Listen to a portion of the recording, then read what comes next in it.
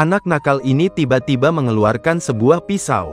Ingin mencoba apakah robot di depannya bisa merasakan sakit atau tidak. Hasilnya, begitu pisau menyentuh lengan, robot itu langsung ketakutan dan lari terbirit-birit. Ia bergegas bersembunyi di belakang kakaknya, tapi tanpa sengaja malah membuat kakaknya jatuh ke kolam renang. Namun ia masih ketakutan dan memeluk kakaknya erat-erat. Ketika orang dewasa turun untuk menyelamatkan, pamannya sudah kehabisan nafas, dan matanya sudah terbelalak, melihat orang dewasa tegang dan cemas.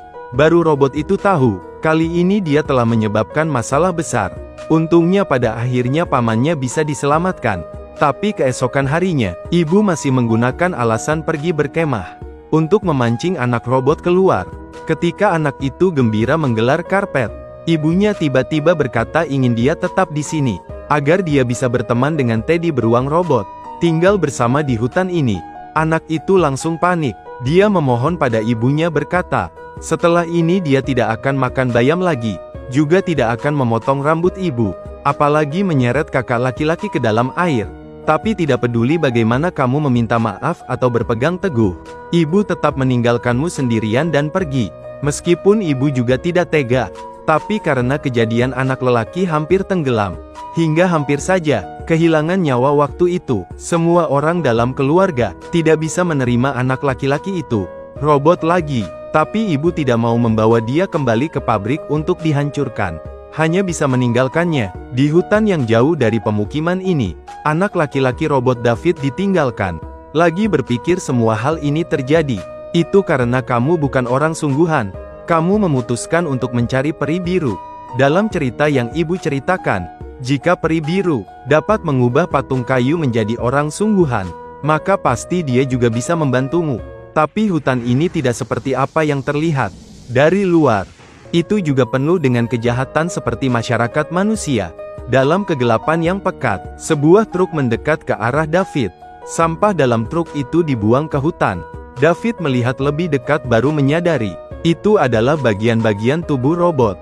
Sementara dia masih terkejut berdiri terpaku, tiba-tiba ada beberapa sosok yang terlihat seperti arwah muncul dari dalam kegelapan. Mereka sedang berlari ke arah sini. Mereka semua adalah robot. Karena kekurangan beberapa atau banyak bagian, mereka dibuang. Mereka mencari komponen di tumpukan sampah ini untuk memperbaiki diri sendiri. Tapi pada saat ini, sebuah bulan raksasa tiba-tiba terbit menerangi hutan. Para robot melihat bulan dan tiba-tiba merasa sangat ketakutan.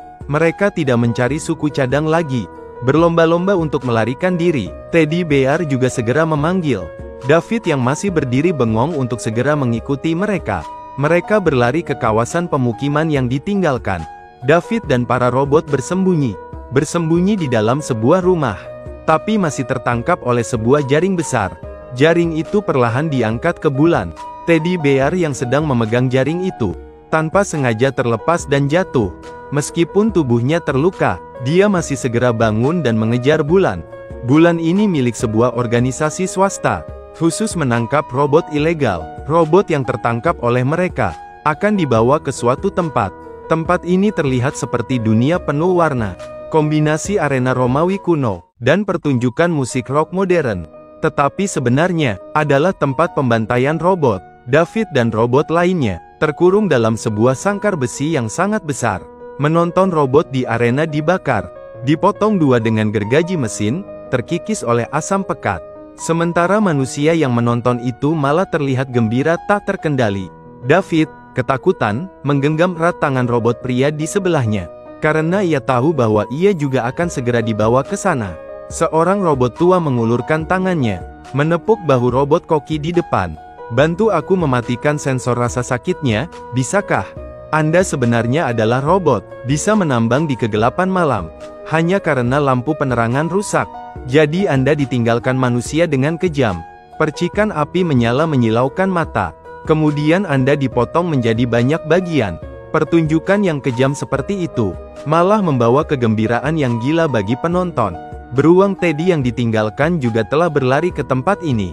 Ketika melihat David dikurung dalam kandang, beruang Teddy segera berlari ke arahnya. Tapi tubuh yang terluka membuatnya jatuh. Seorang gadis kecil melihatnya dan langsung mengangkatnya. Pada saat yang sama gadis kecil itu melihat David dalam kandang besi. Seketika itu juga gadis kecil itu terpesona. Kemudian dia pergi mencari ayahnya yang bekerja di sini. Gadis itu bilang ada seorang anak laki-laki yang merupakan manusia terkurung dalam kandang. Ayah gadis itu melihat kamera, dan menemukan itu memang benar. Dia langsung menuju ke kandang itu. Namun setelah diperiksa dengan mesin, dia menyadari bahwa David itu adalah robot. Meskipun robot itu dibuat sangat canggih. Ini adalah pertama kalinya aku melihat kecerdikan seperti ini. Oleh karena itu, aku ingin diam-diam membebaskan David. Tapi adegan ini telah terlihat oleh bos. Bos langsung mencium kesempatan untuk menghasilkan uang. Dia memaksa David naik ke atas panggung. David ketakutan, berusaha keras untuk menggenggam tangan robot Yo. Meskipun Yo berusaha sekuat tenaga, juga tidak bisa melepaskan tanganmu. Begitulah, Yo yang sial juga tertarik bersama David. Penonton di bawah pertama kali melihat anak robot. Seketika semuanya terdiam tidak berkata apa-apa. Asam berkonsentrasi tinggi telah dituangkan, digantung di atas kepala David. Jangan bakar aku, jangan bakar aku. Aku bukan manusia kayu, jangan bunuh aku. Saat itu seorang wanita berdiri dan berkata, David pasti orang asli, karena robot tidak akan memohon untuk diselamatkan. Bosnya langsung memerintahkan semua orang, jangan sampai robot ini menipu. Dia sangat pandai meniru emosi manusia. Tapi tiba-tiba, sebuah kulit pisang terbang dan mengenai wajahnya. Pemilik belum sempat bereaksi, ketika sudah ada banyak barang yang dilempar ke arahnya. Jelas semua orang tidak percaya alasan liciknya.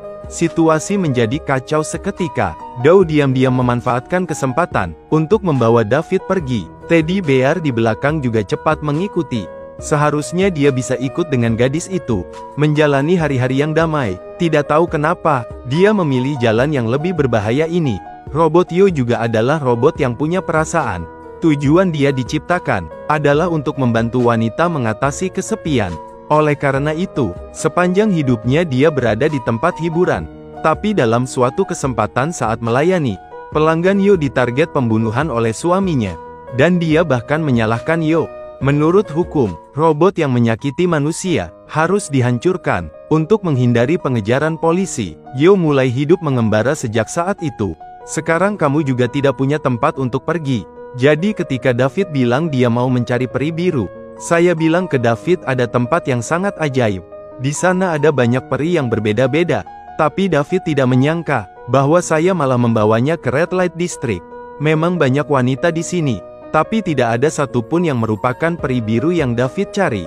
Melihat David berdiri terpaku, memandang patung Bunda Maria seperti kehilangan jiwa, Yo merasa tidak berdaya dan memutuskan untuk membawanya mencari Dr. Beat.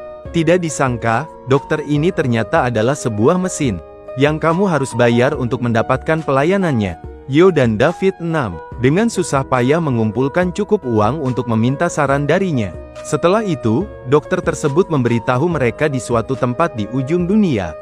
Tempat di mana singa meneteskan air mata. Di sana ada peri biru. David sangat senang mendengar ini. Tapi Yo tahu dengan jelas, ini hanya cerita dongeng saja. Dia berkata pada David, ini adalah sesuatu yang hanya dipercaya manusia. Namun David tidak mempercayai kata-kata Yo. Kamu bertekad untuk menemukan peri biru.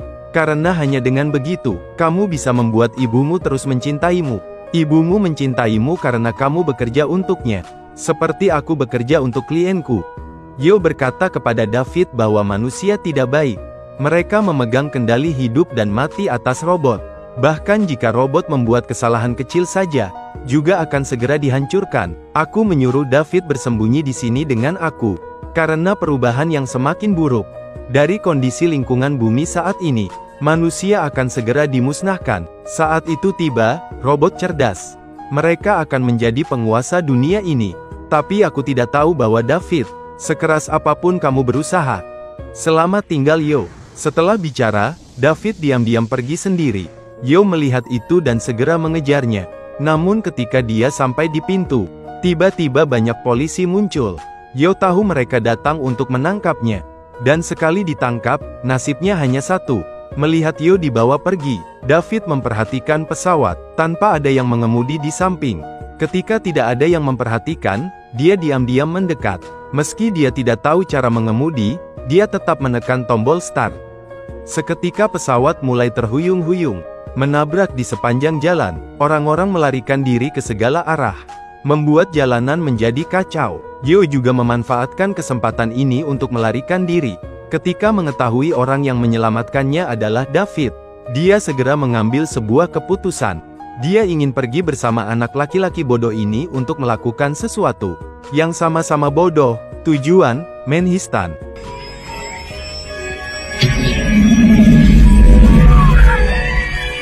Yo membawa David ke Manhattan. Tempat ini adalah ujung dunia, tapi kota yang ramai, dahulu telah lama tenggelam oleh air laut. Mereka terbang bolak-balik di antara gedung-gedung tinggi yang runtuh. Akhirnya mereka menemukan keajaiban singa yang menangis. Di depan sebuah bangunan, Yo langsung mendaratkan pesawatnya di bangunan itu. Tak disangka tempat ini menyembunyikan sebuah laboratorium. Dua orang penasaran masuk ke dalam. Akhirnya David melihat seorang anak laki-laki yang persis seperti dirinya. Lebih lagi, anak laki-laki itu mengatakan namanya juga David. Mereka berdua adalah robot, diproduksi bersamaan di sebuah pabrik. Kata-kata anak laki-laki itu membuat David terkejut. Tapi keinginan memiliki yang kuat membuatnya berpikir, anak ini datang untuk merebut ibu dari kamu. Kamu seperti gila, mengambil lampu di atas meja dan memukul anak itu di depan, sampai anak itu benar-benar hancur. David masih tidak berhenti. Yo di samping, terkejut dan ketakutan dengan kejadian mendadak itu.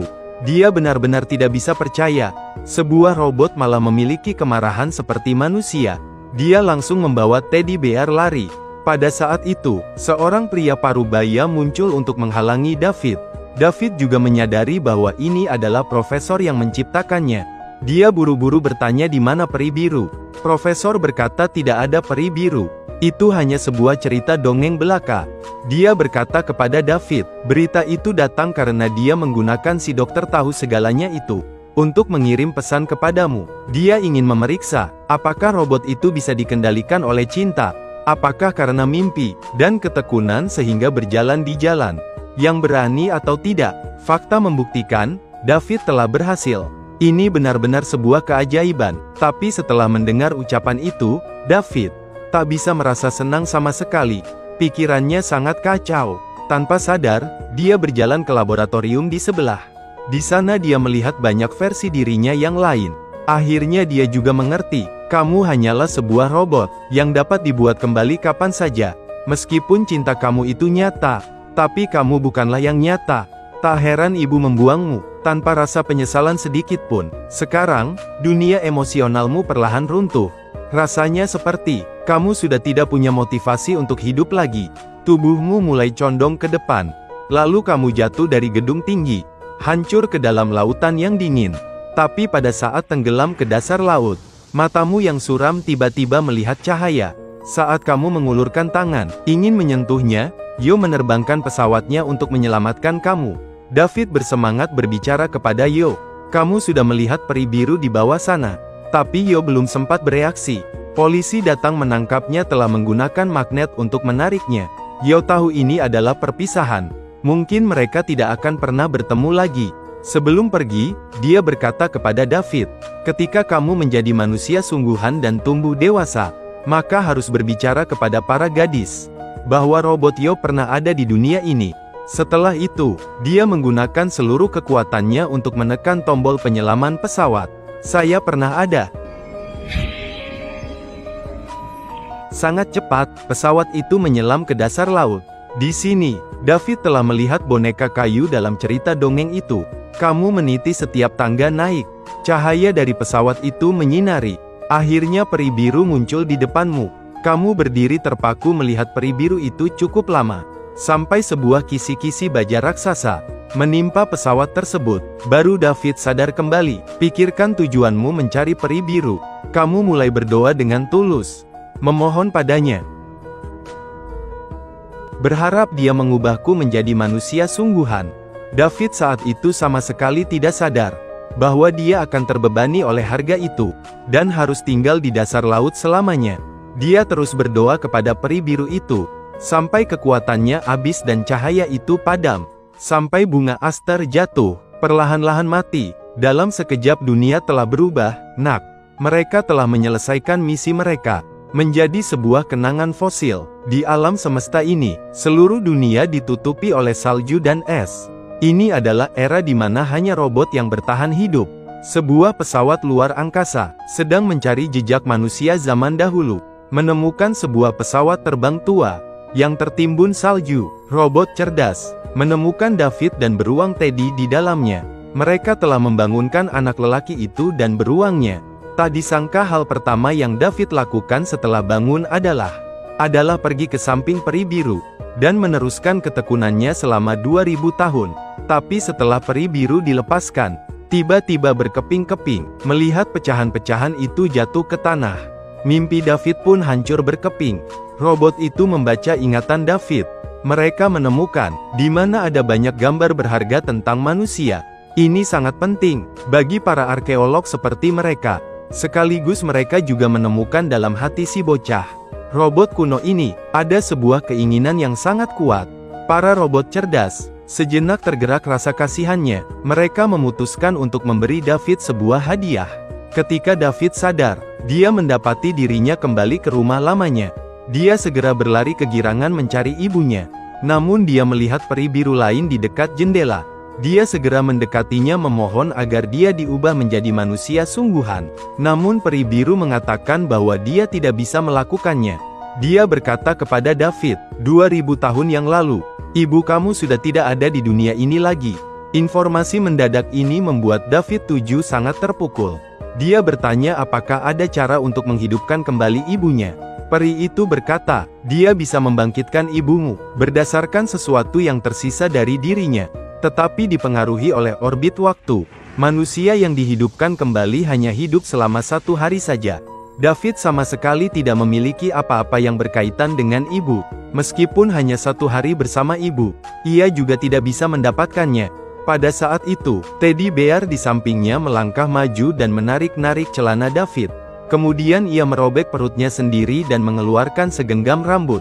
Ia berkata kepada David, ini adalah seikat rambut yang kamu potong diam-diam dari ibu. David menerima dengan antusias, memberikan rambut itu kepada peri biru. Keesokan harinya ketika sinar matahari hangat menyinari, ibu David perlahan membuka matanya. Tapi seberapapun dia berusaha, dia tidak bisa mengingat hari ini adalah hari apa. Setelah melihat ibunya sadar, David langsung berlari ke dapur, serius membuatkan ibu secangkir kopi kesukaannya. Pada suatu hari itu, ibu kamu sendiri yang membantu kamu menyisir rambut. Kemudian dia mendengarkan David menceritakan petualangan beraninya, bersama-sama merayakan ulang tahun pertamanya. Pada hari itu, ibu David tidak memikirkan ayah atau kakaknya. Ini adalah hari yang hanya ada nenek dan David. Langit di luar jendela perlahan menjadi gelap, menandakan hari yang menyenangkan juga akan segera berakhir. Saat ibu sudah tertidur pulas, David menggenggam tangan nenek yang ada di sampingnya. Matanya penuh dengan kasih sayang dari David, bersama sinar matahari sore yang menerangi wajah nenek. Saat itu juga, Teddy Bear juga diam-diam memanjat ke tempat tidur. Sendiri duduk dengan tenang di ujung tempat tidur. Ketika semua orang memperhatikan David, tak tahu apakah ada yang menyadari, sebenarnya Teddy Bear juga selalu mencari kasih sayang ibu. Tahun itu kakak berkata kepada David, hanya dengan memotong rambut ibu bisa membuat ibu mencintai kita. Teddy Bear juga percaya pada kebohongan itu. Malam itu ia telah diam-diam bersama David masuk ke kamar ibu, menyembunyikan helai rambut yang David potong ke dalam perutnya, dan menjaganya selama 2000 tahun. Selain itu, saat berada di tempat pembantaian robot masa lalu, ia tahu jika mengikuti David, kemungkinan besar akan mati. Namun ia masih meninggalkan kesempatan untuk tinggal bersama gadis itu untuk pergi. Itu karena Teddy juga sama seperti David. Ia juga percaya pada dongeng tentang manusia kayu. Ia juga ingin peri itu mengubahnya menjadi manusia sejati. Tapi meskipun selalu mendambakan kasih sayang ibu, ia tidak berani bermimpi terlalu jauh, dan tidak pernah mengucapkannya. Tak tahu apakah ada yang mengerti kesepian tersembunyi di balik kesunyian ini atau tidak.